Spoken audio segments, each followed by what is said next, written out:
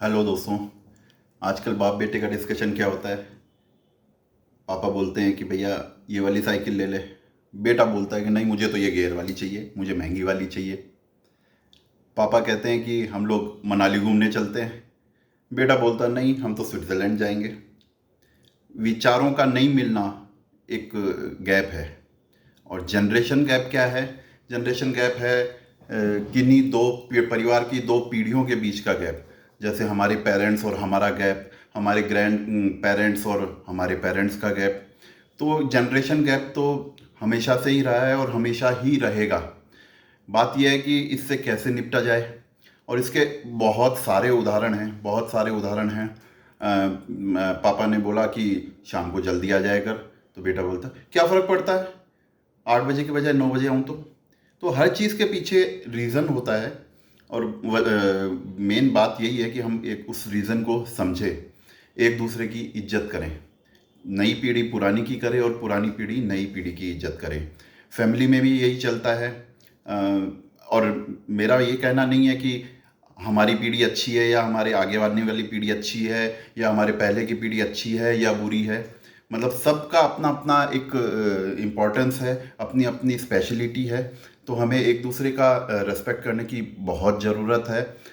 जैसे बात करें, अगर टेक्नोलॉजी की बात करें, तो हमारे पेरेंट्स या ग्रैंड पेरेंट्स ने जब लाइफ स्टार्ट की थी तो शायद लाइट भी नहीं थी। लाइट भी नहीं थी, फिर धीरे धीरे लाइट आई, फैंस आए, कूलर्स आए, एसी आए। अगर एंटरटेनमेंट की बात करें तो कुछ इक्का दुक्का कोई सिनेमा हॉल हुआ करते थे। उसके बाद में टीवी आ गए, ब्लैक एंड वाइट टीवी आए, कलर टीवी आ गए, एलईडी आ गए, अब लैपटॉप्स आ गए, मोबाइल्स आ गए, अब तो ओटीटी का ज़माना है। इसी तरीके से बात करें तो अगर और टेक्नोलॉजी की बात करें तो अगर जैसे इंटरनेट है, इंटरनेट का तो सोच ही नहीं सकते। एक ज़माने में इंटरनेट का तो स्पीड आया करती थी। जब हम कॉलेज के टाइम पे थे तो इंटरनेट की स्पीड बहुत ही स्लो आया करती थी। साइबर कैफ़े में जाके एक एक घंटे तक बैठते थे तो 10 मिनट का काम होता था।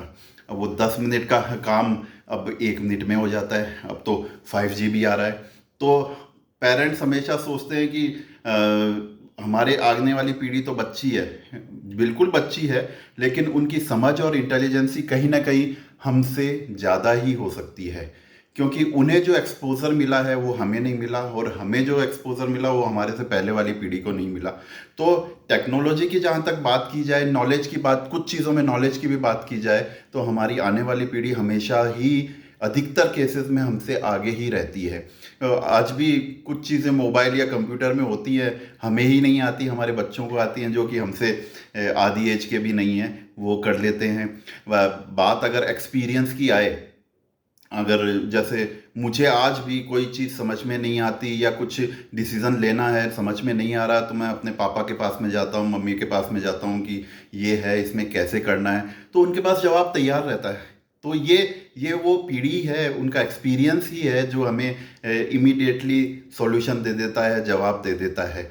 बात अपन डिसिप्लिन की करें मुझे आज भी याद है जब मैं छोटा हुआ करता था और पापा बोलते थे कि आज 5 बजे वहाँ पे काम से जाना है, तो 5 बजे निकलना होता था। पापा 4:45 बजे तैयार होके बैठ जाते थे और हम लोग 5 के 5:15 बजा देते थे और डांट खाया करते थे। तो टीन एज में या यंग एज में समय की कदर नहीं होती है, लेकिन हमारी पहले की पीढ़ी, अगर हमारे पेरेंट्स की बात करें, उन्हें होती थी। और आज हम जिस एज में, जो उम्र के पड़ाव में पहुंच गए, हमें भी है, हम भी ये देखते हैं कि अगर 5 बजे कहीं पहुंचना है तो हम लोग 5 मिनट पहले पहुंच जाएं, उसमें कोई दिक्कत नहीं है, लेकिन 5 मिनट लेट नहीं होने चाहिए। लेकिन हमारे आने वाली पीढ़ी है, वो अभी अभी समय की कद्र नहीं करती है। लेकिन समय की कद्र करना बहुत ज़रूरी है, समय को इम्पोर्टेंस देना बहुत ज़रूरी है। बात पैसे की करें तो पैसे की, अगर हमारे पहले वाली पीढ़ी है जो पैसे की सेविंग्स बहुत किया करती थी, हमारी पीढ़ी है वो थोड़ी सेविंग करती है, थोड़ा खर्चा करती है।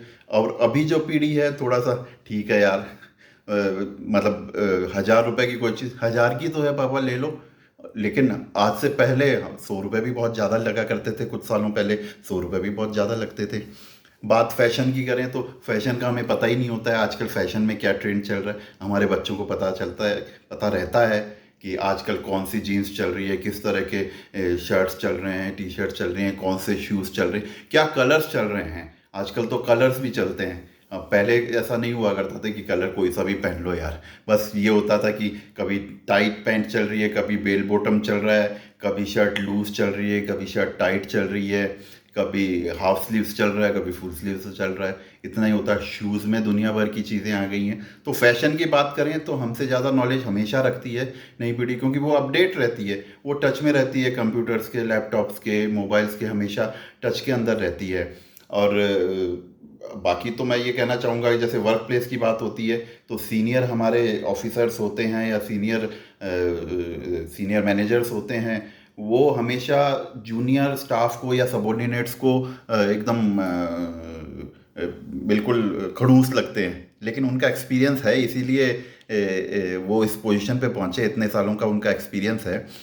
तो मेरा यही कहना है कि नई पीढ़ी है जो एकदम बच्चे हैं या टीन एज के हैं, उनको अपने से बड़ी पीढ़ी को हमेशा इज्जत देनी चाहिए, क्योंकि उन्होंने हमसे ज़्यादा ज़िंदगी जी है, हमसे ज़्यादा एक्सपीरियंस है, हमसे ज़्यादा गलती की हैं और वो अपनी गलतियों से ही सीखे हैं। तो उन्हें बिल्कुल रेस्पेक्ट देना चाहिए।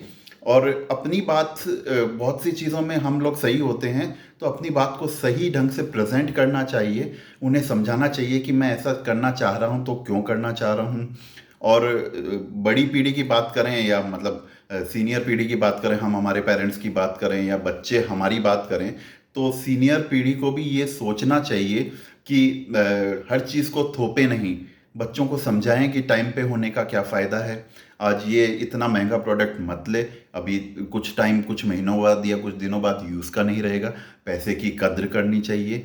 तो हमें भी थोपना नहीं चाहिए, चीज़ों को समझाना चाहिए कि हाँ, ऐसा मैं कह रहा तो क्यों कह रहा हूँ। तो जनरेशन गैप जो है वो डेफिनेटली कम हो सकता है अगर हम एक दूसरे को रेस्पेक्ट दें, एक दूसरे को अपने व्यूज़ समझाएं, एक दूसरे को अपने व्यूज़ को डिटेल करके बताएं कि मैं ऐसा कह रहा हूँ तो क्यों कह रहा हूँ, इसके क्या फ़ायदे हो सकते हैं, या अगर ये नहीं करना तो इसके क्या नुकसान हो सकते हैं। तो बात है एक दूसरे को समझने की। और आज का टॉपिक मैं यहीं ख़त्म करता हूँ, जनरेशन गैप।